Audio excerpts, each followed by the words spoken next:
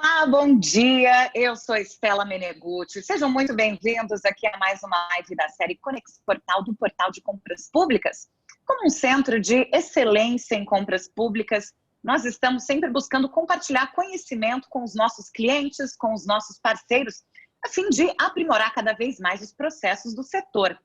E hoje nós vamos esclarecer as dúvidas mais frequentes de quem vende para o governo.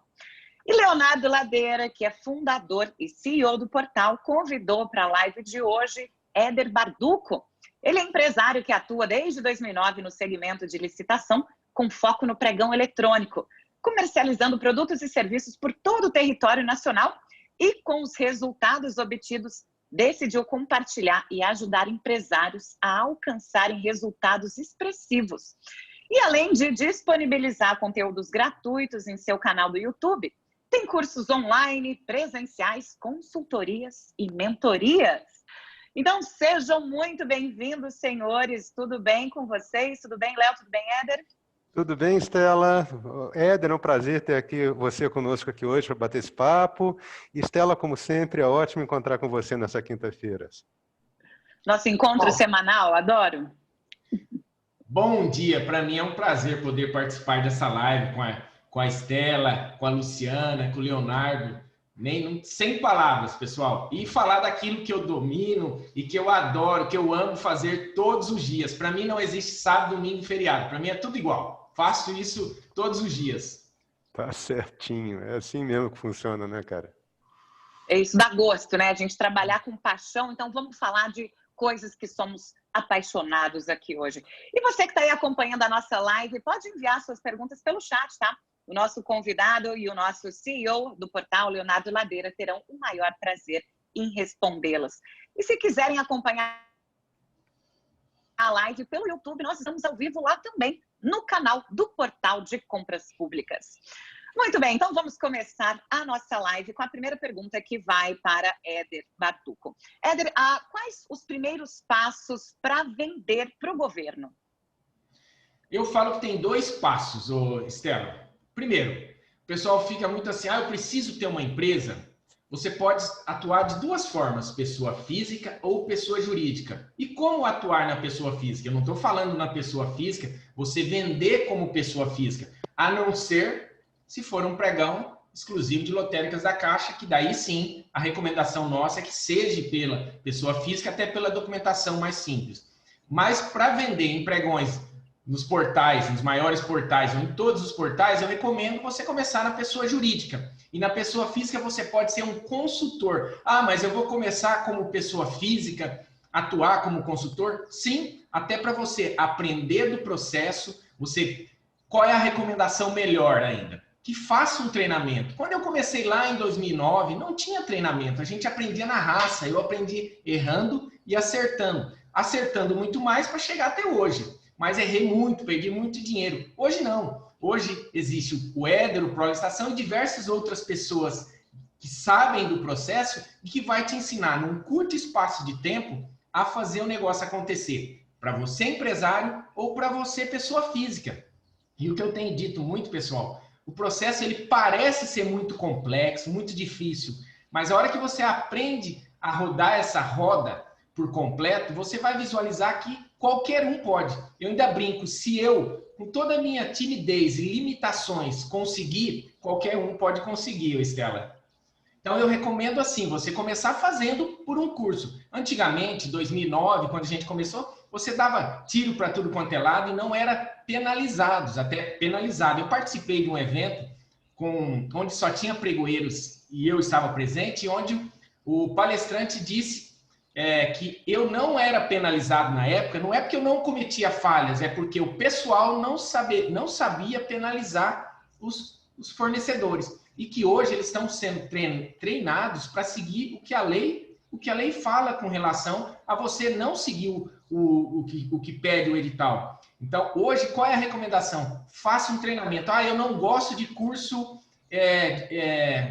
na internet. Não precisa. Tá certo que nós estamos num momento de pandemia que os cursos presenciais não estão sendo, não pode ser feitos, né? Mas então faça um curso presencial. com certeza é um investimento baixo perto dos resultados que você vai atingir num curto espaço de tempo. Muito bem. Leonardo Ladeira, com o novo decreto 10.024 de 2019, o que mudou na fase de lances? Oi, Estela. Antes de começar nesse ponto da mudança do decreto, eu queria complementar um pouquinho o que o Éder falou.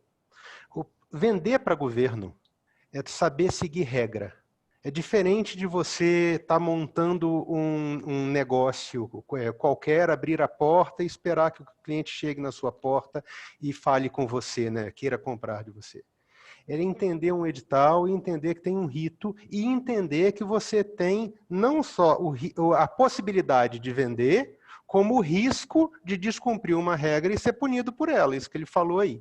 Então, informação é fundamental para esse ponto aí, entender quais são as regras do jogo, elas são diferentes quando você está vendendo para o governo do que um comércio normal, por assim dizer.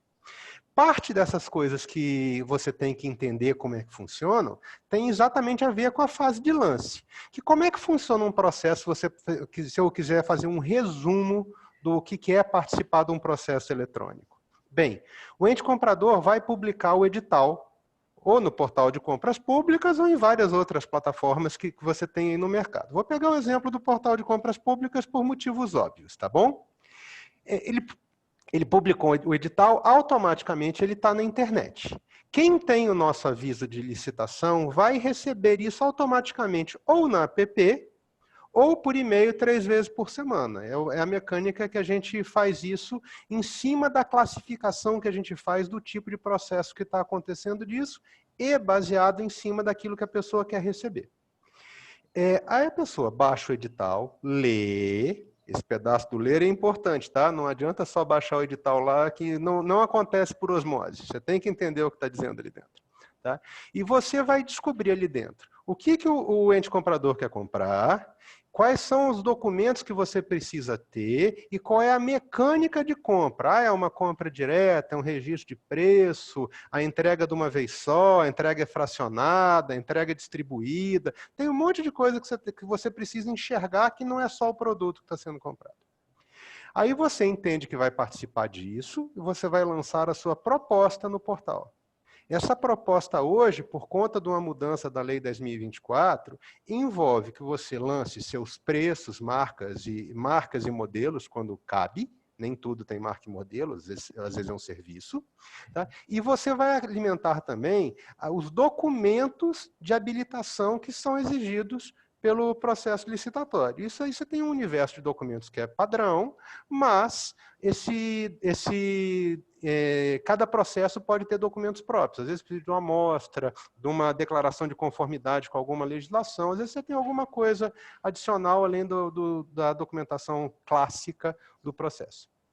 Essa proposta fica encriptada até o momento da sessão pública, né, onde a gente começa a fase de lances.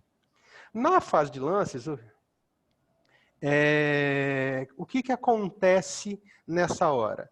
O pregoeiro abre as propostas, ele vê o preço que está sendo disputado, ele não vê as informações de quem está participando na disputa, tá? E ele dá início à fase de lances. Ele tem, inclusive, a possibilidade, se ele achar que tem alguma coisa muito fora, de desclassificar um participante por conta de entender que o preço que ele está ofertando não é compatível com isso. Eu estou dando a versão curta, tá, gente? Que a gente tem lugar para tirar dúvida, impugnação de edital. Eu estou pulando um bocado de coisa aqui, que a ideia não é da aula.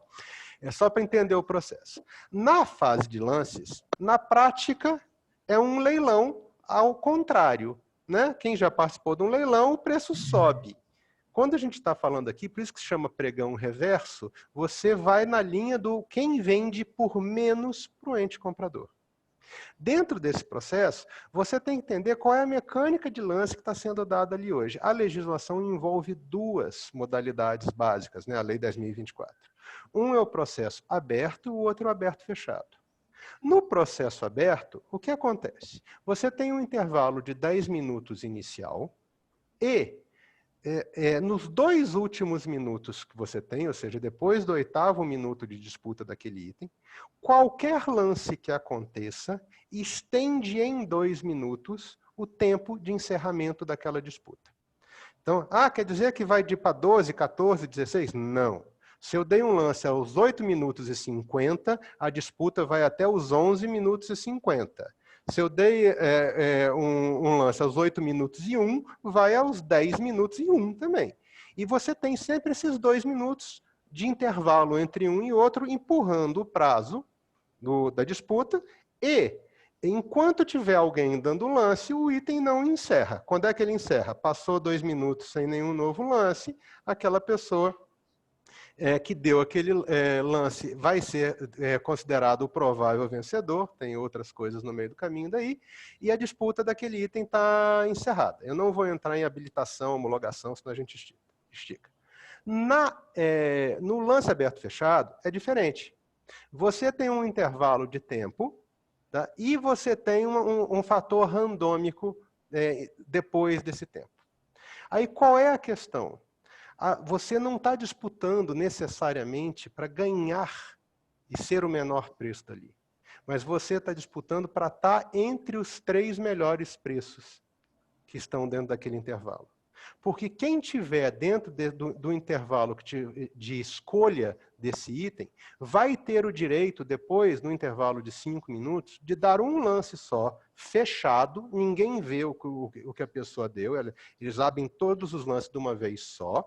Tá? E aí, quem tiver o melhor lance, leva. Isso muda a tua estratégia de como é que vai se posicionar nesse tipo de coisa e muda também o comportamento dessa disputa junto do ente comprador. Então, é importante, reforçando mais uma vez o que o Éder falou, entender como é que isso funciona, porque as estratégias são diferentes. E, evidentemente, depois disso, você tem o suporte legal que existe para, por exemplo, quem é uma microempresa, né? A MEPP tem vantagens, a disputa local e regional, você tem o desempate fixo. Tem mais assunto, mas eu não vou me atrapalhar, não vou atravessar muito não, senão essa minha resposta fica chata e comprida demais. Valeu. Mas muito, muito didático. Éder, e como funciona o modo aberto e o modo aberto e fechado? E como estão os preços nesse novo formato do pregão eletrônico? Estela, aqui você está falando com quem pratica isso todos os dias. E assim, estou falando com você agora, mas era para eu estar participando de alguns pregões, principalmente em outro portal aqui, que é o BEC de São Paulo. Mas o que acontece? Os preços hoje, existem 2 modos de disputa, eu falo. O modo aberto e fechado, que é o modo onde os preços estão um pouco melhores, mas os pregões, eu vejo que a maioria está no modo doação. E qual é o modo doação? O modo aberto.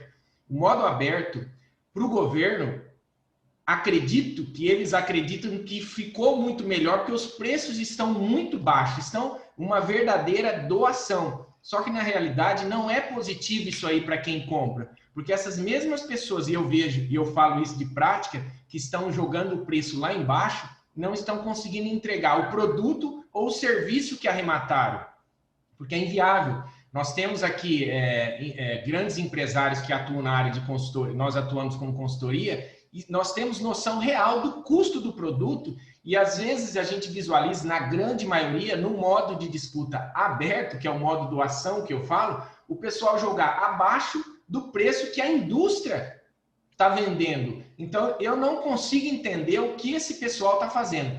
Na pandemia, principalmente, aumentou muito, eu vejo a quantidade. Poxa, perdemos a conexão do Éder. Ele daqui a pouco volta. Daqui a pouco volta. Bom, Léo, então eu vou partir para a nossa próxima pergunta, tudo bem?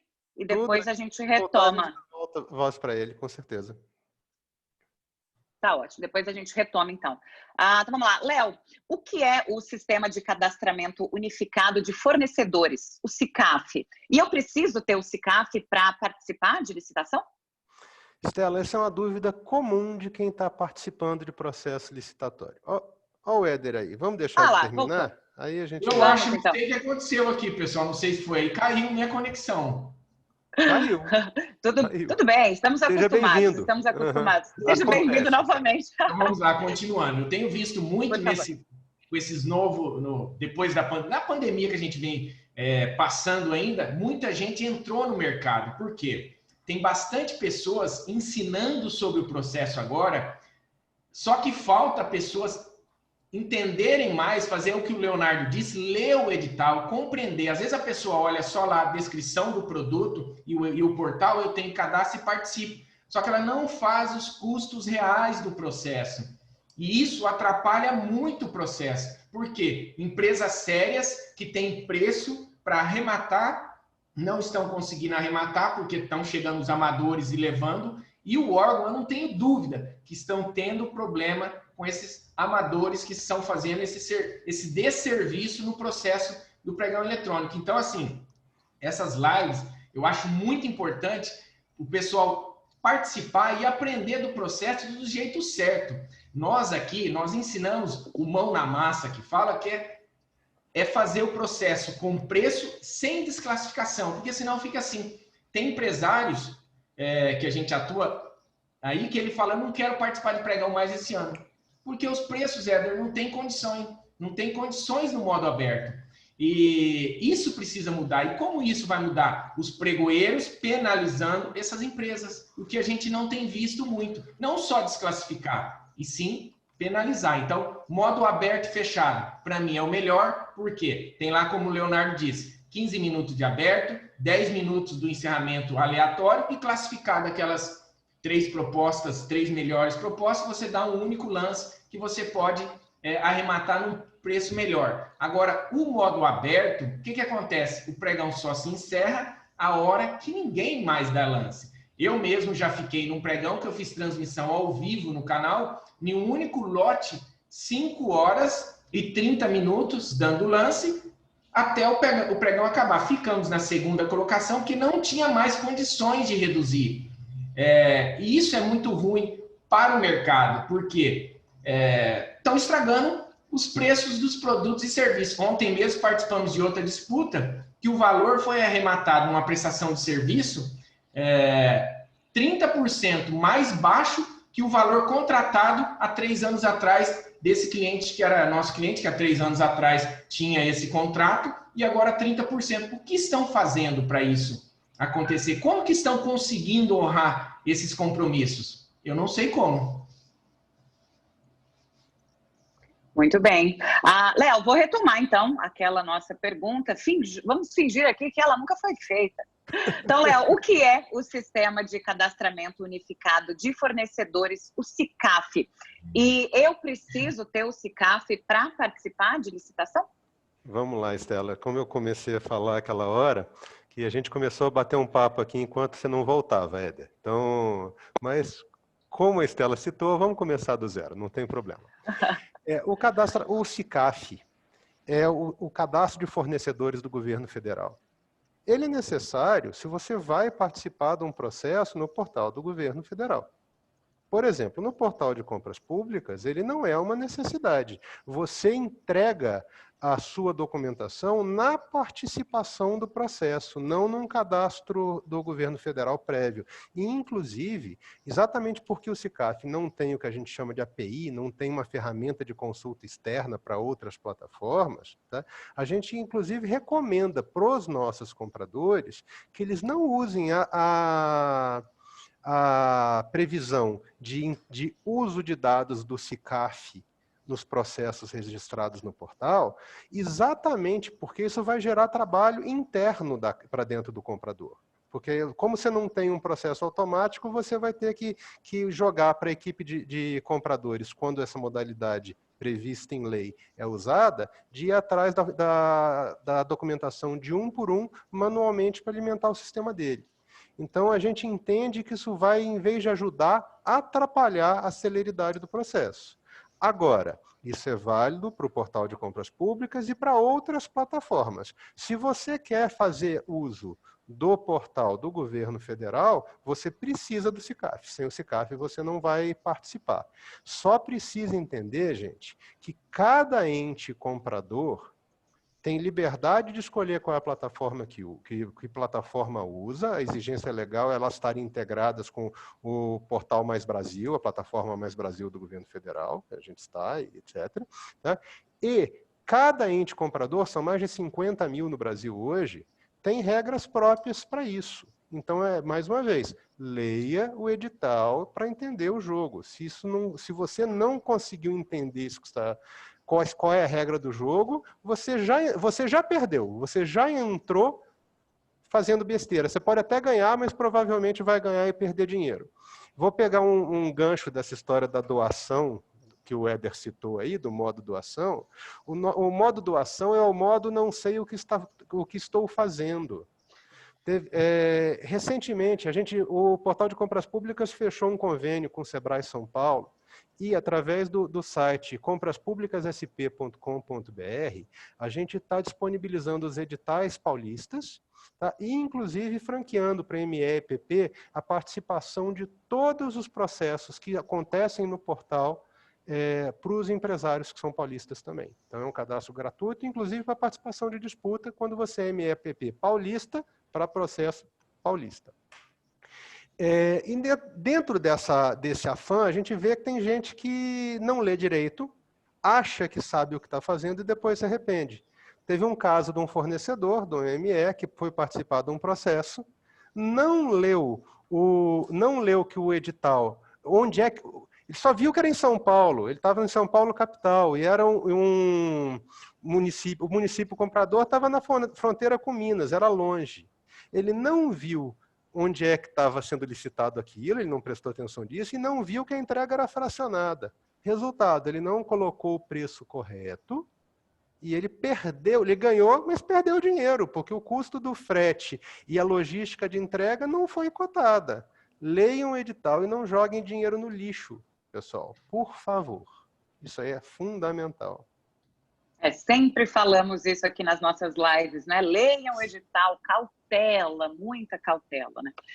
Éder, quais os documentos necessários para fazer um SICAF digital completo? E é possível acessar o SICAF digital sem um certificado digital? E falando nisso, qual certificado é necessário nesse caso? Estela, completando o que o Leonardo disse, eu tenho seguidores que entram em contato com a gente e já falam assim, Éder, eu estou seguindo muito o que você fala. Leia o edital. Tem todas as lives ou vídeos que a gente cria de conteúdo, eu falo, leia o edital. Bato muito nessa tecla, porque se nós aqui hoje temos resultados dos nossos clientes, principalmente que nos contratam, é porque a gente estuda o edital. Eu falo que é cara crachá. O que é cara crachá? Você olhou para o edital, seguiu o edital, você vai ter um bom resultado no pregão. Agora, o que a gente vê muitas pessoas querem pular etapas nesse segmento. Não pode pular etapas. O processo de compras, ele tem que fechar a roda certinho. Se você falhar em uma vírgula, você quebra todo o ciclo desse processo.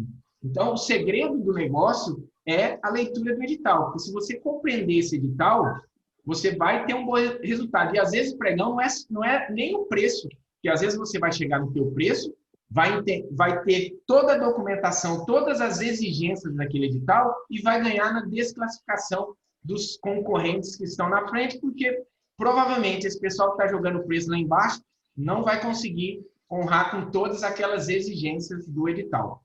Agora, sobre o SICAF, quais são os documentos? Primeiro, vou falar o que você precisa para ter o SICAF.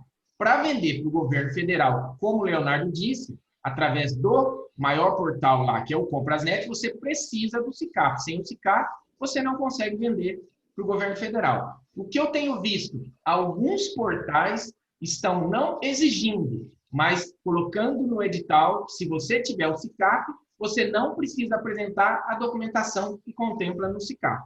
Então, isso aí facilita muito para você não ter que enviar, eu falo aqui como fornecedor, toda aquela documentação. Beleza. Feito isso. Agora, o SICAF você pode fazer. Precisa de um certificado digital para acessar o SICAF? Sim. Sem certificado digital, você não acessa. E qual é o certificado digital? Quando eu faço por aqui, quando me contratam para fazer, a gente pede o SICAF, o certificado digital A1, através de um link, esse CNPJ ou esse CPF, pode ser os dois. Se for o CNPJ, o eCPF, né, tem que ser do representante legal da empresa. Se for o CNPJ da empresa, para mim é o melhor. Por quê? Você não precisa ficar digitando o CNPJ da empresa, no caso, se você acessar pelo eCPF do representante legal. Toda vez que você acessa, você tem que digitar o CNPJ da empresa para acessar os níveis de credenciamento do SICAP. Pode ser o A3, pode ser o token, pode ser o cartão, link, qualquer certificado, através de token, cartão, qual a diferença deles? Que se for um exemplo, a Estela precisa fazer o SICAP dela, mas ela tem o certificado A3 através de um token. Como que eu vou fazer? Através de acesso remoto na máquina da Estela, porque ela vai conectar o token no computador para ser reconhecido esse certificado e eu fazer o SICAP digital dela, né?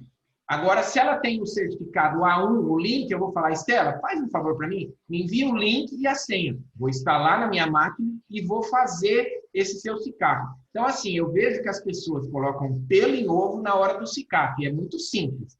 Também o SICAP, se você entrar no portal lá do governo e ler, você vai compreender como fazer, e tem um 0800 que eles atendem muito bem.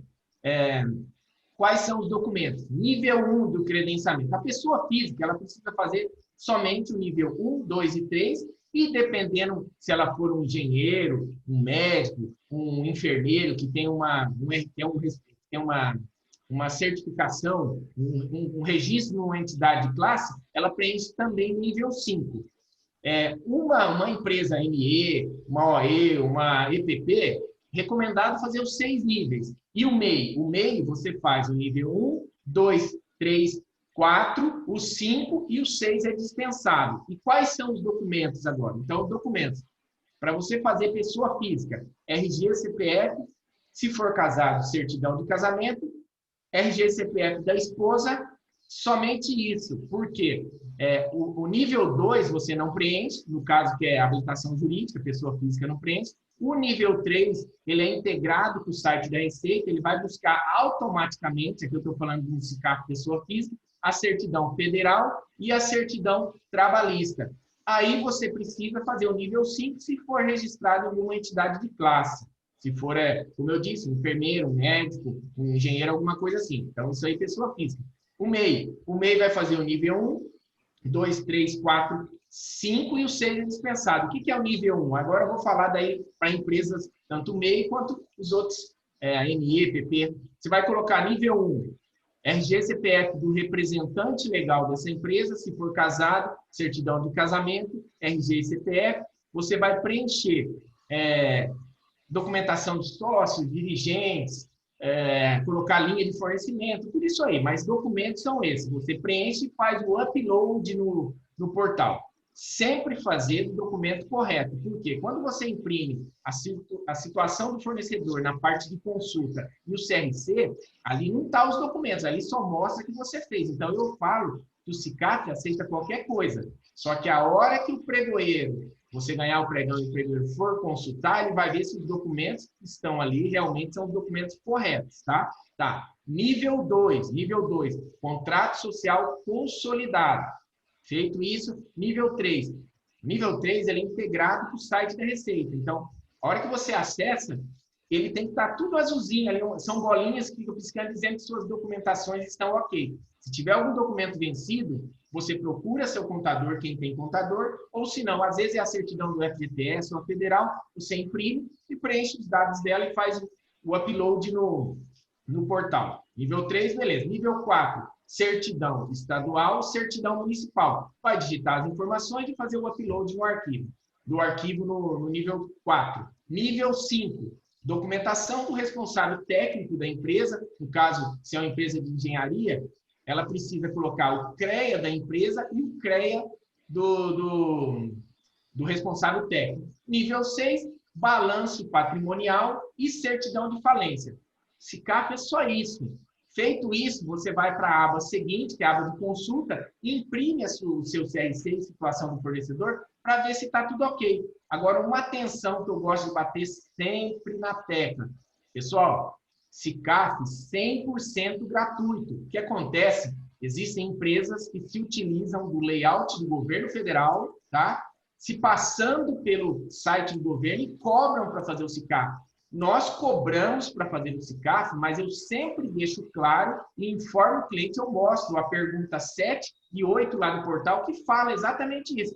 O SICAF é gratuito e que empresas se utilizam do layout do governo para cobrar para fazer esse serviço. Então, atenção, SICAF 100% gratuito. Agora, se quiser contratar uma empresa para fazer, eu não acho errado a empresa cobrar por isso. Por quê? Porque nós que atuamos no segmento é onde entra o dinheiro para a gente, através de curso, através de treinamentos, de SICAF, de atuação. Então, isso faz parte.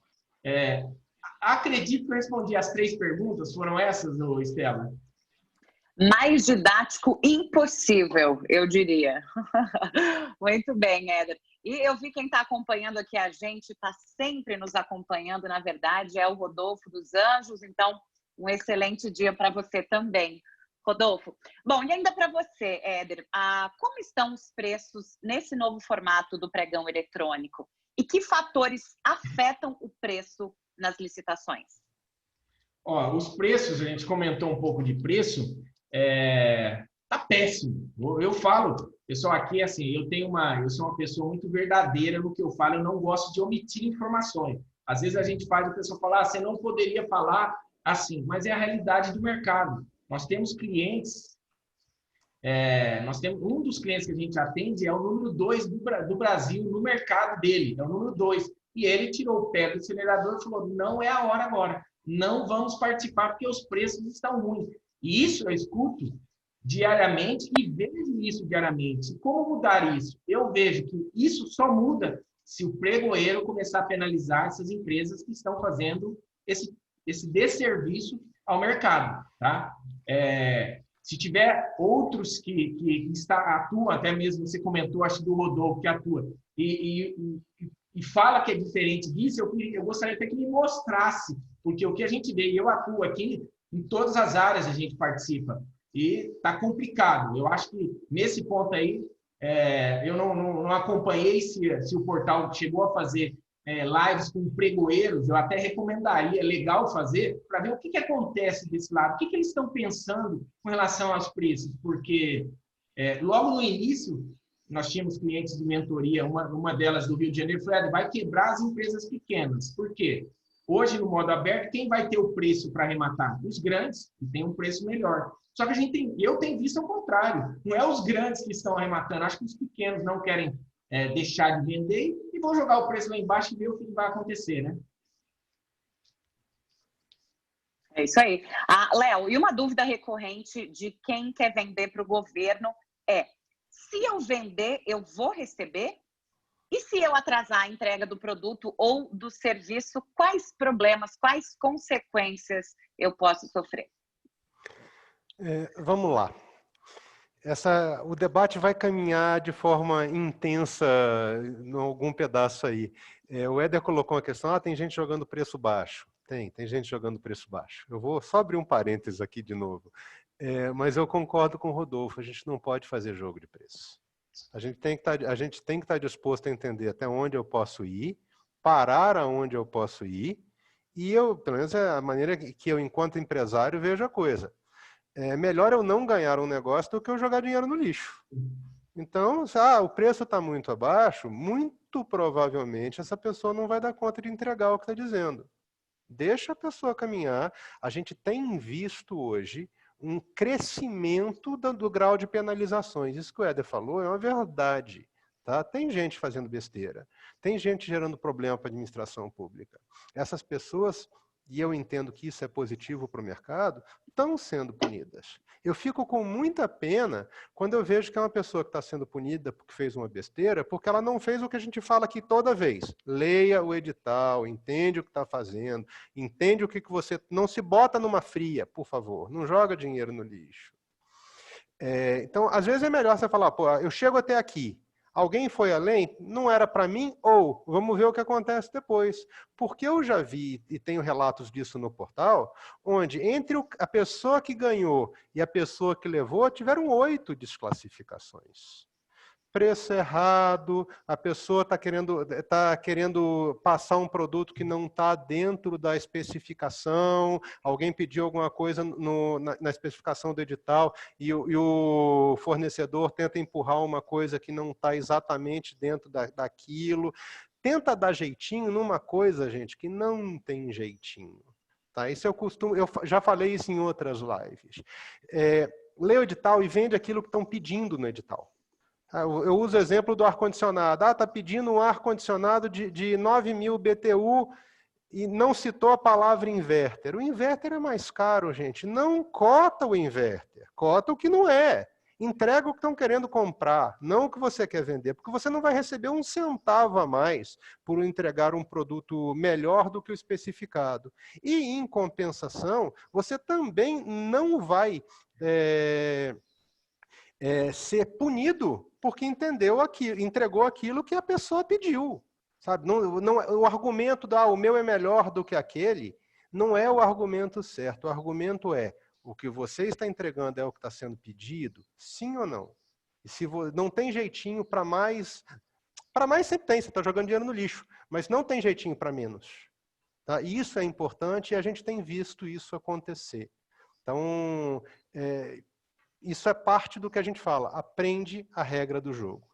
Voltando à situação da pergunta propriamente dita, se eu vender, eu vou receber? Em teoria, vai. Tá? Então, por que em teoria? Porque a gente sabe que tem entes compradores que estão atrasando, isso é fato. Então, isso do saber que o ente comprador está atrasando, isso é parte da estratégia que você tem que usar na hora de participar de um processo licitatório. Tá? Gente, tem portal da transparência, tem lei de acesso de informação, tem 500 ferramentas públicas para você ter uma ideia do tamanho do atraso. Eu vou dizer, tem ente comprador que não atrasa? Tem. Tem ente comprador que atrasa muito? Tem também. Tem como saber qual que é qual? Dá trabalho, mas tem. Então, antes de formatar seu preço, faz uma pesquisa, procura fornecedores da região, participa de grupo, tenta entender o que está acontecendo dentro daquele fornecedor. Por quê? Se o comprador está atrasando, quer dizer que você não vai participar do processo? Não. Quer dizer que você vai botar o tempo que você vai receber no preço disso aí. Isso é importante entender. Tá? Por conta da lei de responsabilidade fiscal, é muito mais difícil hoje que alguém não receba. Agora, isso pode demorar. E em final de mandato, a gente tem que ter um cuidado especial a respeito disso. Isso é um fato.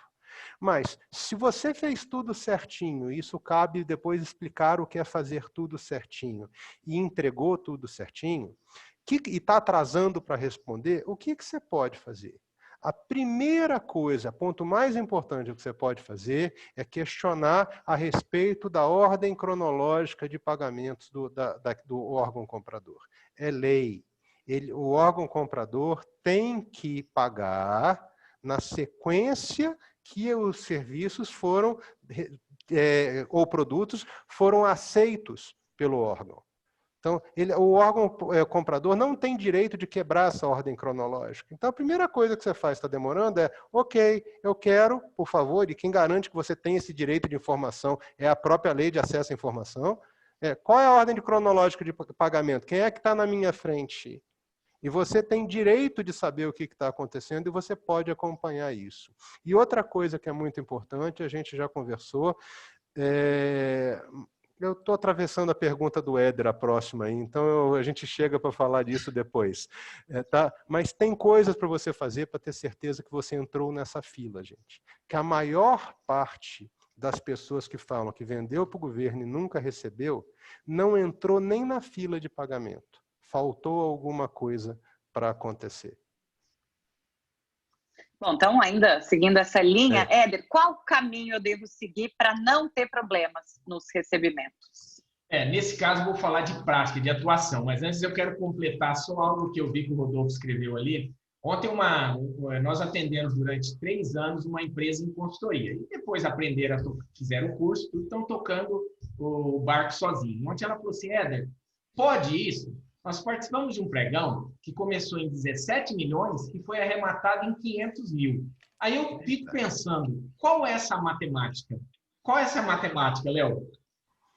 Não, essa daí não tem a matemática, nesse caso específico, não tem matemática nisso. Teve alguém que errou. Tá? Ou alguém que errou muito na especificação, ou alguém que errou muito na formatação do preço de referência. Tá? Não tem nada que seja racional que baixe desse tanto, Éder. Claro que não tem. E a gente não pode imaginar que não vai ter erro, inclusive por parte do ente público nessa hora. Vai acontecer sim. Tem ações que minimizam isso? Tem, banco de preço, tem pesquisa. Quando você monta seu preço de referência só em cima de pesquisa, você está na dependência de alguém que vai dizer para o ente comprador quanto é que aquilo dali custa. O normal é que o cara jogue esse preço para cima, achando que isso vai gerar alguma gordura a mais dentro do processo licitatório. Não vai. Tanto é que quando a gente usa no portal o valor de referência, né, quando a gente fala muito de economicidade no portal, nunca a economicidade que a gente controla é em cima do valor de referência versus o valor fechado. Porque a gente entende que você tem uma diferença aí. A nossa economicidade é calculada no portal entre a menor proposta aceita recebida e o valor de fechamento. Sim. Porque a gente entende que quem mandou uma proposta, tem 10 pessoas participando de um pregão. Vai ter sempre o cara no meio dessas 10 propostas que vai jogar um valor muito acima do razoável. Mas vai ter o cara que já tem mais experiência, pé no chão, que vai botar um preço mais dentro do real. Esse menor preço e o preço de fechamento é o que eu considero que é a economia do processo licitatório. Sim. E realmente não tem muita explicação para uma conta de 17 milhões não, Éder. Tá? O que tem é muito provavelmente um monte de gente que vai ser desclassificado. Então... E o que a gente tem feito aqui? A gente cadastra e chegamos no preço nosso, no limite, e tem feito o trabalho para até desclassificar quem está na nossa frente, porque entendemos que não vai atender e realmente tem conseguido, porque você vai analisar, está faltando documento, atestado não confere, o produto ou o serviço realmente não é o que está sendo solicitado, e é assim. Agora, respondendo a pergunta da Estela sobre recebimento, aí eu vou falar como empresário, como minha atuação, não é nem de consultoria, nada. Quando eu falo que os problemas que eu tive de recebimento, quando eu tive problema de recebimento com a minha empresa, o empresário tem muito de jogar a culpa nos outros. A gente tem muito de falar assim, o governo paga, o governo isso e aquilo. Só que você tem que parar e olhar, realmente é o governo? 100% das vezes que eu, Éder, tive problema no recebimento de produtos que eu vendia, quem tinha causado o problema era eu. Qual era esse problema? Eu cheguei num ponto de entender tanto do processo que nos pregões que eu entrava, de 2009 a 2012, 2012 a 2014, de 2009 a 2014, 2015 eu vendia para o governo. Depois comecei a ensinar, e quando você ensina, é positivo, por quê? Você tem o recebimento antecipado, e é totalmente diferente. Você não tem algumas preocupações que tem quando você é empresário, porque você vendeu, você tem que cumprir todo um contrato. Então, quais eram os problemas que eu causei para ter problema no recebimento? Eu vendi muito mais do que a capacidade financeira que eu tinha e comecei a atrasar as entregas para os órgãos públicos. Quando você começa a atrasar as entregas, você quebra todo aquele ciclo que o Leonardo disse. Você quebrando esse ciclo, o órgão com certeza ele vai querer que você entregue, porque ele precisa do produto. Agora, não conte com o pagamento em dia, porque aquele pagamento quebrou o ciclo. E aí a gente fala assim, pô, mas eu entreguei para o órgão não me pagou. Mas espera aí, você entregou no prazo, você seguiu o contrato? Não. Então, eu falo de experiência própria minha, que 100% dos problemas que eu, Éder, tive nos recebimentos, quem criou fui eu. Não foi o governo. Não foi o governo. O que eu tenho visto até hoje, agora eu vou falar dos clientes que a gente atende. Dos clientes que a gente atende, nós não temos problema de recebimento. Não temos problema. A gente entrega em dia, faz as cobranças, porque outra coisa que eu tenho dito é assim, você mandou a nota, mandou o produto. Você não pode ficar assim, tá bom, emitir a nota hoje, daqui 30 dias vai estar na minha conta. Não! Você tem que acompanhar esse processo. Recebeu, atestou a nota, onde está a nota? Foi para o financeiro? Foi para o contato, foi contabilidade? Já foi para o banco? Você entendeu? Tem que ter esse acompanhamento. Mas como que eu aprendi tudo isso? Errando e não fazendo isso. Então, hoje o que a gente faz? Despachou a mercadoria do cliente, a gente acompanha até o recebimento e o andar dessa nota no órgão. Por quê? Você imagina se o órgão não tem só a minha nota na mesa para pagar. Ele tem diversas notas.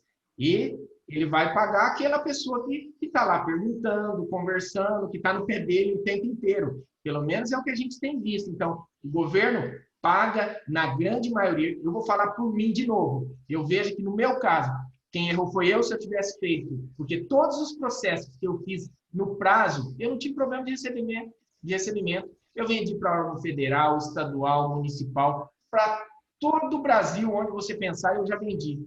E os problemas, quando eu tive, foi porque eu causei esses problemas.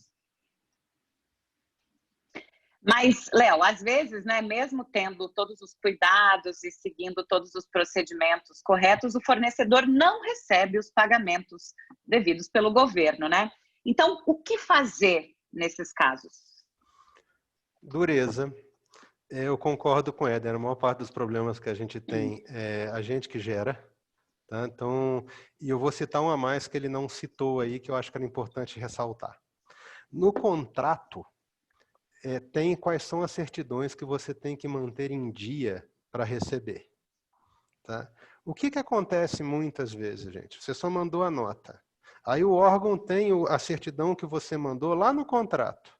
Só que a certidão já está vencida. Alguém faz um cara crachá, nota, contrato, certidão e fala, opa, isso aqui não está em dia não. Você acha que ele vai pegar o telefone e vai ligar para você e falar, olha, atualiza a tua certidão aqui, porque eu não posso nem botar na fila. Lembra que eu falei da fila ainda agora? Para receber? Ele só bota embaixo da pilha e esquece. Quando você aparecer lá, que você vai descobrir. Então, se você quer ver uma prática que eu considero super adequada junto com a nota, não manda só a nota. Atualiza suas certidões todas e manda nota e pacotinho de certidão. Pode ser redundante. Ele podia, do mês passado ainda estava válida. Ok. Você perde menos tempo e menos dinheiro botando tudo junto e mandando já o kit completo para o cara crachar não ter dúvida. Ah, está aqui contrato, está aqui nota e está aqui o pacote de certidão atualizada. Que aí você pelo menos entra na tua fila de pagamento. É importante pra caramba tomar esse tipo de cuidado. E lógico, lá dentro acompanhar onde é que isso está, para isso não ficar esquecido na mesa de ninguém. Ter certeza que você entrou na fila de pagamento. Agora, você tem dois cenários aí. Entrou na fila e alguém está desrespeitando a fila. Tá? Aí você vai ter que tomar ações que mudam de esfera. Normalmente uma notificação extrajudicial que não está sendo respeitado, atende. Às vezes não é suficiente. Nessas horas você tem sim que ter um advogado atento para o que está acontecendo, gente. Mas isso é exceção, não é a regra. Infelizmente, se você manteve seu contrato certinho, suas certidões em dia, respeitou prazos, entregou tudo certo, teve o atesto. Outro problema comum. Mandei o produto, beleza, mas não recebeu o atesto dele. Ninguém assinou um papelzinho você só tem o canhoto da nota do foi entregue. Ninguém disse que aquilo dali estava de acordo com a especificação do contrato. Você tem um problema. Cumpra todos os requisitos sempre. E, infelizmente, se mesmo depois de fazer tudo isso não recebeu, você talvez tenha que ter um trabalho que entra na camada do jurídico aí. Pode acontecer. E a experiência que eu tenho... o Rodolfo está aí no nosso chat falando, outra grande verdade. Não existe pedido por telefone em órgão público, gente. Tá? Se alguém mandou, se é uma ata de registro de preço, se alguém está pedindo para você entregar alguma coisa, tenha um empenho disso. Não se movimente se você não tem um empenho, porque se você não tem empenho, não tem verba. Se não tem verba, não tem garantia de pagamento. Esse é um ponto super importante. Tá? Valeu, Rodolfo.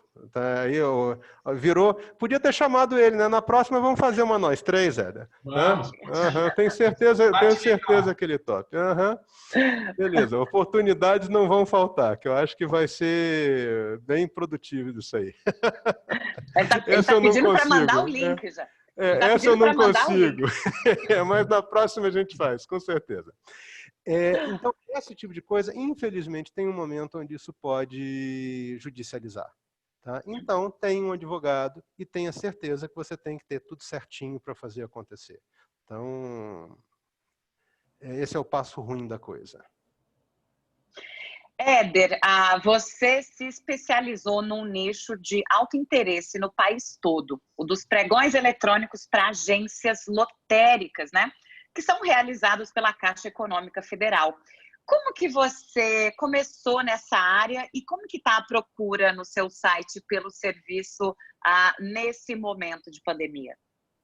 Ô, Estela, na verdade, assim, eu estou ficando quase louco. Esses dias atrás eu fui ao médico, tive que tirar o pé do acelerador, porque principalmente os processos da Caixa, é muita procura e pouco braço para atender o pessoal. Porque, como eu disse, estava conversando até antes com a Luciana, a gente até criou um treinamento para esse pessoal por não conseguir atender todo mundo. E o pessoal não quer treinamento, o pessoal não quer fazer, quer contratar a atuação nossa, porque pelos resultados que a gente apresenta para esse pessoal. Mas como que a gente começou? Final do ano passado, entraram em contato comigo. Éder, tem um pregão de lotéricas na Caixa. Você atua para mim? Falei, lotérica? Eu mesmo nem sabia que pregão, que para adquirir uma lotérica era através de pregão eletrônico. Mas aqui nós temos um ditado que é assim, não existe esse negócio não sei. Não, participo, vou estudar o processo.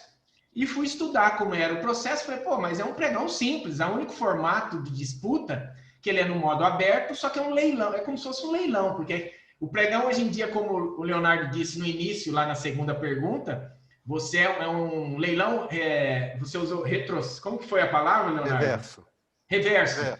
Onde você começa num valor e tem a redução, quem tiver o menor preço arremata. Lotéricas é o contrário. É feito um estudo pelo Departamento de Logística da Caixa Regional, onde ele estipula que aquela região vai começar a disputa em R$10 mil. Só que daí arremata quem der a melhor oferta, o maior valor. Então é um leilão. Eu falei, mas isso aqui não tem segredo. E o primeiro pregão que eu participei, eu ganhei para ela. Eu nem acredito, falei, mas pô, o primeiro pregão é bênção de Deus mesmo, né? Ganhamos. E peguei e postei o vídeo no YouTube, sem muito pretensão. E de lá para cá, eu já participei, só esse ano, mais de 175 pregões de lotéricas. Nós tivemos êxito, não na maioria, porque não é assim, é um processo que quem tiver a melhor oferta. Posso dizer que nenhum dos processos que nós fizemos fomos desclassificados, porque nós somos chatos para a documentação. O pessoal, às vezes, que nos contrata até fica bravo, de tanto que eu pego no pé, mas para isso nos contrataram, para não ter problema.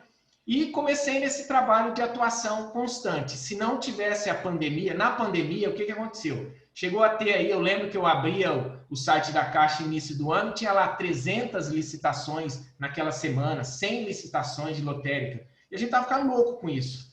E com a pandemia, a Caixa tirou todas elas do site. Suspendeu. E até mesmo os processos que a gente tinha ganho de início do ano, paralisou tudo. E eu nem sabia que tinha voltado. Um dia um cliente entrou em contato comigo, acho que abriu, falou, Éder, tem pregão lá? Eu falei, não, os pregões pararam. Eu tinha feito uma live no dia anterior falando que os pregões estavam suspensos, porque o pessoal pergunta direto.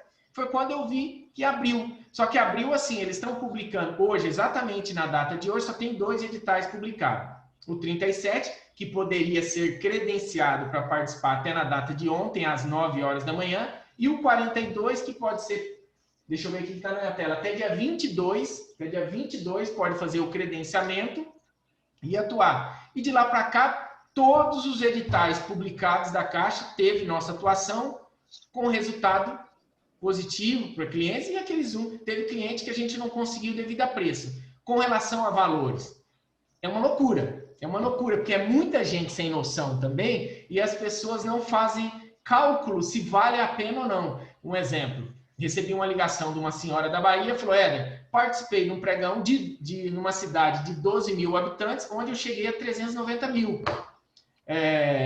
Só que eu vi que eu fiz uma burrada na hora ali do pregão, quero cancelar, Eu falei para ela, ó, eu acho que o pregoeiro pode até te desclassificar se você não enviar a documentação, só que você tem que ser penalizado, porque você atrapalhou o certame. Então, assim, o processo em si, ele não é tão complexo, só que precisa ter atenção para não desclassificação. E qual a orientação minha? Pessoa física ou jurídica? Na pessoa física, a documentação é muito mais simples. RG, CPF, certidão estadual, certidão certidão trabalhista, certidão federal, e se você tiver o SICAF, vai ajudar mais ainda que eles pedem o SICAF. Pronto. O que penaliza a participação é a qualificação técnica, que eles pedem no mínimo 36 meses do cargo de chefia, de administração, de gerência, ou uma comprovação que você é um sócio administrador de uma empresa. Então, o processo em si é simples, e nós começamos dessa forma, atuando. Muito bacana, muito bacana. Então, já que você é um case de sucesso, conta pra gente como que se monta uma casa lotérica. E aí você pode compartilhar também dicas valiosas com os nossos ouvintes que estão interessados em atuar na área do tipo assim, olha, a lotérica ela deve ser cadastrada como pessoa física ou jurídica e é preciso ir até uma agência da Caixa para fazer o cadastro?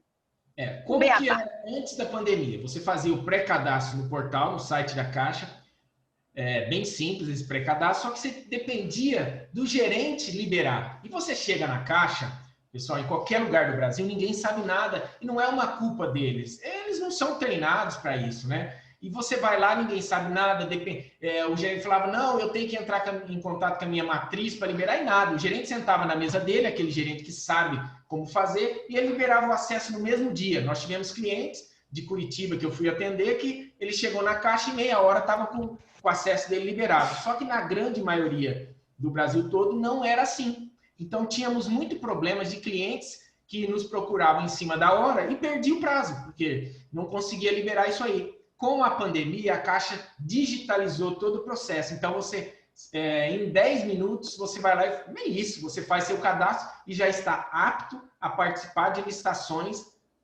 na pessoa física, eu estou falando aqui em qualquer lugar do Brasil. Já a pessoa jurídica, ela é mais complexa, porque exige toda aquela documentação que exige para fazer o cadastro do portal de compras públicas. Você precisa de aquela documentação jurídica padrão dos pregões. A pessoa física é muito simples e 100% de nossa atuação nos processos foram na pessoa física, tá? E como funciona agora para você contratar, adquirir uma lotérica? Você vai fazer o seu cadastro no portal, credenciar naquele pregão e participar da disputa. Se você ganhou, você tem um tempo para o pregoeiro enviar esse contrato. A partir do momento que você assina o contrato, são 8 dias úteis para você pagar o valor arrematado. Para que serve esse valor? Você está pagando para ter o direito à permissão. Ele fala permissionário lotérico. Você vai pagar um valor para ter direito a 20 anos, prorrogados por mais 20 anos. Às vezes, um exemplo, a Estela, vou dar um exemplo da Estela. A Estela quer adquirir uma caixa, mas ela não tem a qualificação técnica exigida. Qual é a recomendação? Ela conhece o Leonardo e o Leonardo tem. Aí ela chama o Leonardo, vamos fazer isso aqui no seu nome, pessoa física? Por quê? Depois que você ganha e assina o contrato e já está com a lotérica estabelecida, você tem 120 dias para abrir um CNPJ para aquela lotérica. Aí você vai abrir o CNPJ como o Leonardo sócio majoritário e a Estela minoritária. Só que quem é dono da lotérica é a Estela, vamos dizer assim. Depois de 3 anos, você pode trocar o sócio majoritário. Aí vamos supor, coloca a Estela como realmente a dona e o Leonardo com 1%, talvez assim. Então funciona assim. E para montar essa lotérica, quem define o local? Eu sou muito questionado assim, Éder, eu tenho um ponto ali, eu posso montar? Não. A Caixa tem um departamento de logística, que é a Gilog, que faz todo esse estudo de viabilidade e de necessidade de montar uma lotérica em tal cidade, tal região, shopping, galeria, e faz essa licitação. Então, eles estão licitando o Brasil todo. E daí, feito isso, você participa, e daí eles dão assim, vamos supor que se for num shopping, naquele shopping já tem um local mais ou menos estabelecido. Se for numa rua, ele vai falar, na rua tal, do número tal a tal, eu preciso que seja montada uma casa lotérica com essas especificações. Mas tudo isso que eu estou falando está tudo detalhado lá no edital de licitação. O problema, volto a dizer aquilo que o Leonardo disse, as pessoas não leem o edital.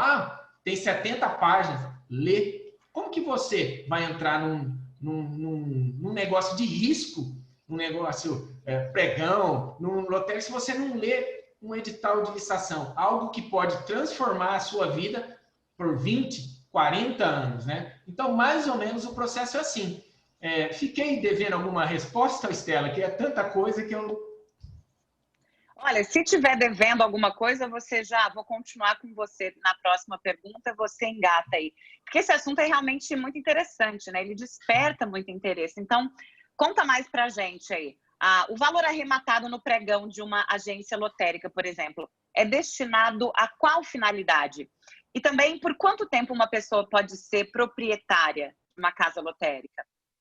O valor, geralmente, vou dar um exemplo. A última que a gente participou, nós não conseguimos. A gente poderia chegar foi até de um médico, uma cidade aí do Nordeste, a gente poderia chegar em 400 mil, tinha quase certeza que ia arrematar pelo taporte da cidade, mas daí ficamos, eu acho que em terceiro ou quarto, quem arrematou por quase 600 mil, nesse caso específico, e a gente descobriu que era um dono de uma outra lotérica, né? Porque quem tem sabe que é bom, ele não vai querer perder, ele vai querer arrematar. Então, esse valor é para a Caixa, tá? Não é para montar. Às vezes a pessoa pensa assim, tá bom, rematamos em 200 mil. O que a Caixa vai fazer com esse dinheiro? Ela vai montar minha lotérica? Não, esse dinheiro você está comprando o direito de permissão por 20 anos. Então, é o direito de permissão. Adquiriu esse direito, o que você vai gastar? Você vai ter que ter o local. Vou dar um exemplo de um cliente nosso do Maranhão. Ele arrematou e ele comprou o terreno e ele está construindo exatamente com as metragens da Caixa exigida e a parte de layout, os guichês Caixa, a Caixa vai fornecer. E tem a parte do investimento seu. Perguntam muito assim, quanto é esse investimento? É complicado, Estela, por quê? Depende da quantidade de guichês, depende do tamanho, porque eles exigem, às vezes, 70 metros quadrados, 50, 40, 35, vai depender, tem vários fatores. Mas o que eu tenho recomendado, você tem lá, ganhou uma licitação de um pregão de dois guichês, pelo menos 50 mil a mais, você precisa ter para dar sequência. E outra dúvida recorrente que o pessoal fala assim, tá bom, eu ganhei, eu preciso ter o dinheiro para pagar a Caixa em 8 dias? Claro, isso é condição, está lá no contrato. Se você não tiver, você será desclassificado e, no meu ponto de vista, teria que ser penalizado, porque atrapalhou o processo. É o que o Léo fala, né? Não é um videogame, o negócio é sério, né? Não, gente, muito bem. Eletrônico, mas não pode ser tratado como joguinho, não. Dá problema quando você acha que está brincando de videogame. Não é a mesma coisa, não.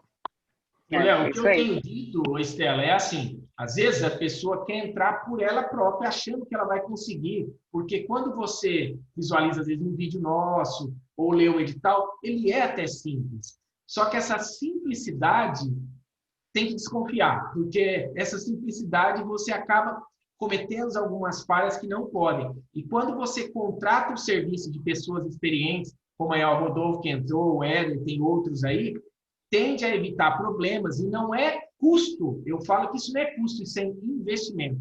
Esse investimento que você imagina assim, eu não vou falar em valores, que aqui não é a função, mas você contrata gente para atuar num processo desse, o valor é tão pequeno, perto de uma vida e 20 anos que você vai ter de atuação numa única contratação. Então, é um investimento. E a gente prova que é investimento. Só que tem aquelas pessoas que acham que tudo é custo. A gente escuta aqui também, o Léo, às vezes assim, Leonardo, mas pregar no portal, tal portal, eu tenho que pagar. Mas espera aí, licitação é um investimento.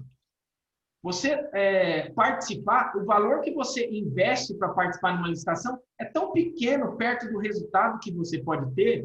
Então, esse tipo de pessoa eu já tiro do nosso meio aqui. Não será nosso cliente. Bom, Léo, vamos passar para um outro assunto, um outro tema de grande interesse aqui no momento. Já que nós estamos em ano de eleições municipais e as campanhas políticas estão aí para começar, o que muda nas compras públicas em função da legislação eleitoral? É possível licitar nesse período? É possível, tanto é que é só abrir os portais e você vai ver que o volume de publicação continua bem alto. Por exemplo, só no portal de compras públicas, estou aqui abrindo no nosso dashboard, tem previstos mais de 2.300 processos para os próximos 30 dias. Então, o ritmo Nada está... para. O que para? O volume do que você está comprando. Porque o que a legislação fala? Que você não pode comprar nada que não seja recorrente, por exemplo, saúde, educação, merenda, essas coisas, que você não pode deixar desassistido, então você vai justificar e vai comprar um pouco para frente. Fora essas coisas que são de fornecimento obrigatório, você não pode comprar absolutamente nada que vai passar deixar conta para o próximo governo. Pelo menos essa é a teoria da coisa, né? Os precatórios estão aí para dizer que isso acontece diferente em alguns casos. Então, o que acontece na maioria das vezes? Você tem uma diminuição da quantidade que está sendo comprada. Alguém está listando alguma coisa aqui agora, acha que não tem chance de se reeleger, ele vai comprar até aquela quantidade que vai atender o mandato dele e, às vezes, mais um pouco em cima da argumentação do não gerar desabastecimento. Então, você tem não uma diminuição do número de processos, mas você tem uma diminuição do volume do que está sendo contratado, porque o tempo é menor, e quando a gente está falando em produto. E quando é serviço, acontece da mesma forma, gente. O raciocínio é exatamente o mesmo. O que a lei diz, e se a pessoa não cumprir, note que ela pode não cumprir, né? Lei não quer dizer que a coisa vai acontecer sempre daquele jeito. Quer dizer que se a pessoa fizer diferente, ela vai ter sanções e vai ter que responder pelo que fez. É diferente, tá? Então, não estou dizendo aqui que por conta de uma lei, todo mundo vai seguir certinho. Se fosse assim, não precisava de justiça. Mas o volume diminui. Mas as oportunidades continuam acontecendo. E por conta ainda da pandemia, você tem ainda uma situação diferenciada, porque os prazos dos processos estão diminuídos e os processos estão com algumas informações que não estão ficando tão claras assim, né? Por exemplo, o valor de referência não é mais obrigatório se você não teve chance de instruir o processo adequadamente por conta da Covid. Então, você tem alguns ajustes que são necessários também pela pandemia. Mas, nesse momento, tem processo licitatório, sim. O volume deles não mudou grandes coisas. O máximo que vai acontecer, e é importante você observar, é que eles devem ser quantidades mais curtas ou registros de preço, né? Então, e a gente já falou disso, eu vou aproveitar para rebater. Para reforçar isso aqui. Quando o ente público está comprando, gente, ele está fazendo ou uma compra direta, ou ele está fazendo um registro de preço. Quando ele está comprando a compra direta, está falando, eu quero comprar 100 mil resmas de papel. Ok, isso quer dizer que ele vai comprar 100 mil resmas de papel e vai pagar de acordo com a entrega que ele desenhou lá e vai resolver isso.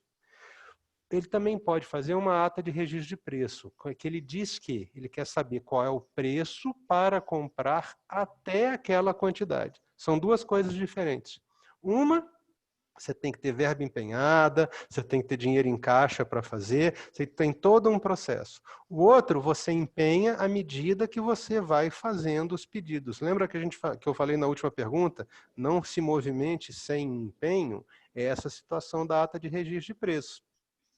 Que a ata de registro de preço te dá o direito de vender, mas não te dá a garantia que aquela venda vai acontecer.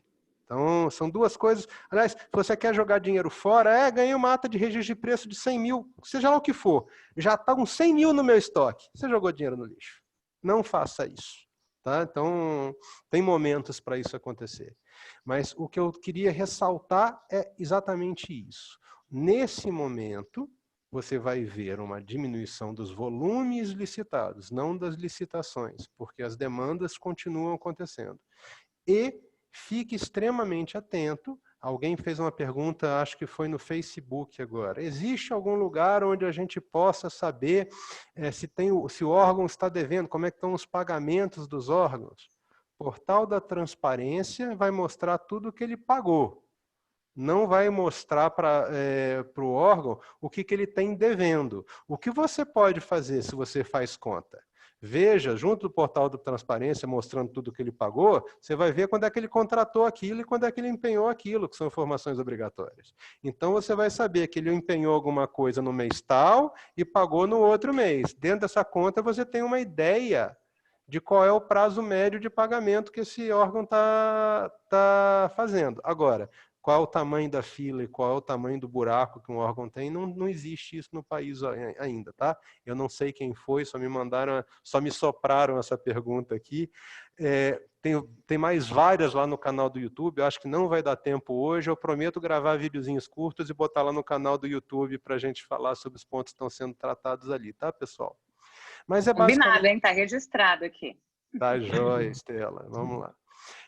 Mas basicamente é isso. Tem processo sim, e isso não é um problema para você. O mundo não para porque está tendo eleição. Muda a forma, mas parar não para não. Muito bem, muito bem. Bom, agora, antes das considerações finais, eu tenho um recado para quem está aí nos assistindo.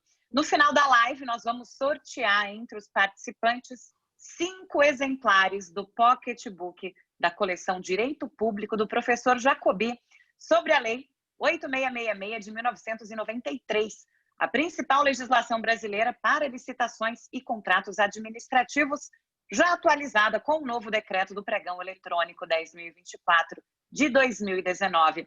A nossa produção, como sempre, vai entrar em contato por e-mail para comunicar os sorteados. Então, quem sabe não é você. Certo? Oi, Estela. Espera que Oi, vou te cortar. Já não combinamos nada, né? Mas eu quero aqui fazer a minha parte também, contribuir com a nossa audiência aí. Pessoal, o que eu vou sortear? Oba! Vou pedir para a Estela sortear. Não tinha nada combinado, né? Eu vou sortear aqui, ó. Quem quiser participar e ter a nossa atuação, eu vou fazer com quem ganhar esse sorteio. Uma atuação nossa num pregão do Portal de Compras Públicas. Se você quiser saber como é a nossa atuação, é só entrar no canal do ProLicitação. Você vai ver lá alguns vídeos da loucura que é a nossa aqui, a atuação do portal, principalmente quando o pregoeiro liberava todos os itens ao mesmo tempo. Então, nós vamos fazer esse sorteio. Você vai fazer esse sorteio. Então, durante até 30 dias, viu, Manuel? Estela, senão a gente não coloca um prazo, daqui um ano a pessoa foi eu. Não, até 30 dias. Quem ganhar e precisar da nossa atuação, eu vou atuar nesse pregão em conjunto com o vencedor aí, o sorteado. Ai, que bacana! Então, o Éder vai ser sorteado, gente. Então, a nossa produção também entra em contato, Léo? Como que fica nesse caso? A produção entra em contato. Uhum, aí a gente sorteia e... eu vou pedir para a produção separar quem é fornecedor, né? Porque tem sempre comprador atuando também, e nesse caso não faz sentido. E a gente entra em contato também, a produção entra em contato, faz a ponte. Muito legal, muito legal. Então, 2 sorteios especiais aqui na nossa live de hoje. Muito legal, muito obrigada, viu, Éder?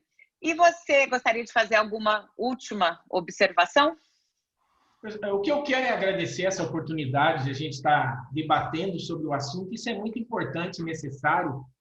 Nós também começamos esse trabalho o ano passado, porque o pessoal tem muita dúvida. E quando eu vim para a internet, com toda a timidez e limitações, porque eu falo que eu não sou professor, até vocês não sabem, mas eu sou formado em turismo e hotelaria, não tem nada a ver com direito, né? Que os grandes mestres do segmento são tudo formados em direito. Mas quando você atua no processo, e esse mês fez 11 anos, atuação prática, e você sabe da prática como funciona, isso aí não precisa de rótulos, de títulos, nada, porque hoje em dia o que as pessoas querem é resultado. Isso é o que a gente apresenta.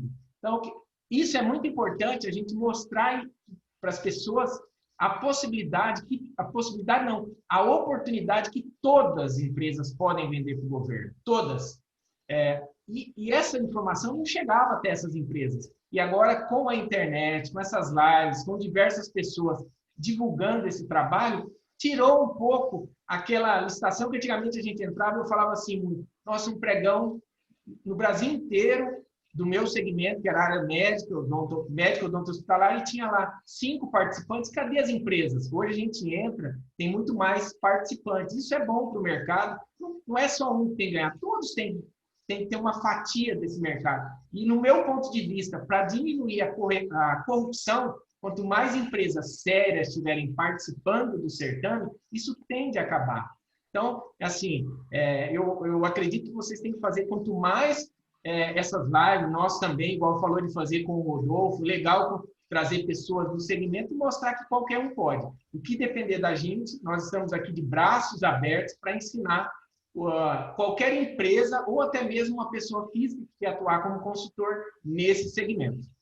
Vamos organizar, sim, uma mesa redonda entre vários consultores para a gente tocar bizus, literalmente, do norte ao sul do país aí. Acho que vai ser uma live que vai bombar, vai ter muita gente curtindo acompanhar isso aí. Muito legal. E, Éder, é bacana você mostrar aqui para a gente que, além de todo o conhecimento que você tem, essa paixão pelo que você faz. Eu acho que isso agrega muito, né? Agrega muito, então muito bacana. E, Léo, e as suas considerações finais? Vamos lá, Estela. De novo, tá? Eu vou bater nesse... A gente está aqui distribuindo conhecimento, eu fico muito feliz, porque isso aqui é uma das missões que eu entendo que o portal tem. Tá? As pessoas acham que compra pública é algo misterioso. Não é. É alguma coisa que tem regra e que é fácil de aprender. Só depende de um pouquinho de vontade e perseverança. Tá? A coisa que mais me deixa triste quando eu vejo num post do Facebook, do portal de compras públicas, às vezes algumas mensagens, as pessoas falando, isso é jogo de carta marcada, isso é aquilo outro. Gente, infelizmente, tem coisa errada acontecendo? Tem. Essas coisas normalmente viram notícia. Tem muito mais coisa certa do que coisa errada acontecendo. E outra, o processo eletrônico, como é que marca a carta de um jogo que você não sabe nem quem está ali jogando? Tem processo que tem, como o Éder comentou aí, 20 pessoas, 30 pessoas disputando ali dentro, empresas distintas disputando. Você não faz ideia de quem está ali dentro. Tá? Não, então, o processo do pregão eletrônico, ele é um processo que dá uma igualdade de condição de participação para todo mundo. E um ponto que eu também acho importante, preserva o direito da pequena e da microempresa frente à disputa da grande. Você tem a legislação que cabe, que permite esse tipo de coisa. Então, não é que você que é pequenininho, você não precisa ter medo do processo licitatório do pregão eletrônico. Você só tem que aprender. Ele é para você, sim. Por quê? Tem a compra multibilionária do governo? Tem a compra multibilionária do governo. A enorme maioria dos processos licitatórios que ocorrem no portal tem itens abaixo de R$50 mil e são exclusivos para MEPP. A enorme maioria, eu estou falando aqui em 2/3 dos itens do portal, são ganhos e são de participação exclusiva para a pequena e microempresa. Tem espaço para o grande, que a gente tem licitação de consórcio de medicamento, que compra medicamento para 50 municípios, dá mais de R$500 bilhão no processo licitatório. E a gente também tem no portal processos para compra de flor para enfeitar a formatura de colégio de cidade do interior, que vai chegar a R$1.000, R$2.000, R$2.000 e poucos. Então tem espaço para todo mundo, gente. Inclusive as dispensas com desconto que acontecem aqui. Aprendam e enxerguem que isso é uma oportunidade. E eu fico muito feliz quando eu estou levando conhecimentos que são distintos para isso. Hoje a gente falou aqui de SICAF, não tem nada a ver com a gente não usa, a gente já citou esse tipo de coisa. Tá? Mas ok, isso é conhecimento. Não é porque não está dentro do portal que não é relevante, é o mercado. Tá? E a gente veio falar aqui de licitação de lotérica, que obviamente lotérica é da Caixa Econômica Federal, a chance disso acontecer no portal é nenhuma, não interessa. É mercado também. É importante a gente dar espaço e conversar a respeito das coisas que acontecem no mercado como um todo e não só aqui. Foi um prazer receber o Éder para falar desses assuntos que, cá entre nós, quebraram um pouco a nossa grade de conteúdo usual. Foi muito legal, obrigado aí. E obrigado a você, Estela, mais uma vez, por fazer esse meio de campo com a gente aí. Tá legal? Sempre um prazer, sempre um prazer. Maravilha, gente. Então, chegamos ao final aqui da nossa live. Gostaria de agradecer a participação, mais uma vez, do nosso convidado, o Éder Barduco, que é consultor em licitações. Foi ótimo, Éder. Muito obrigada, viu? Eu que agradeço, pessoal, de novo, sem palavras por esse convite. O que precisar do ProLicitação e do Éder, pode chamar que eu estou à disposição. E também muito obrigada ao nosso CEO, querido Leonardo Ladeira, por nos proporcionar conhecimento através de mais uma edição aqui da Conexão Portal. Obrigada, Léo. Como eu disse, valeu. Sempre um prazer. Prazer foi todo meu, gente. Obrigado por todo mundo que nos acompanhou aí também, tá? Valeu. Agradecemos também a todos vocês, os participantes, vocês que nos assistiram. E aproveitamos para pedir que vocês se inscrevam no nosso canal do YouTube, fiquem ligados nas redes sociais do portal, porque, olha, nós estamos no Facebook, no Instagram e no LinkedIn, e também, claro, no nosso site, que é o www.portaldecompraspublicas.com.br. Então, fiquem ligados para vocês saberem de todas as novidades. E Rodolfo dos Anjos, é claro que eu não ia esquecer, já vim munida hoje do meu ditado popular. Então, vamos atender a pedidos aí. Meu ditado popular do dia é: cautela e canja de galinha nunca fizeram mal a ninguém. Não estamos mentindo, né? Eu acho que cabe muito bem aqui no nosso assunto do dia, cabe muito bem na nossa vida. Gostou, Rodolfo? Sempre especialmente para você. E a nossa dica final aqui, olha, acompanhe o podcast do portal, o Compras Públicas na Prática, pelo celular. Nós estamos em 5 plataformas digitais, entre elas SoundCloud, Spotify e Apple iTunes. E o episódio atual traz orientações importantes sobre as limitações que a legislação eleitoral gera nas licitações durante a campanha política que se aproxima. Então, não percam. Muito obrigada mais uma vez. Um beijo a todos e até a próxima.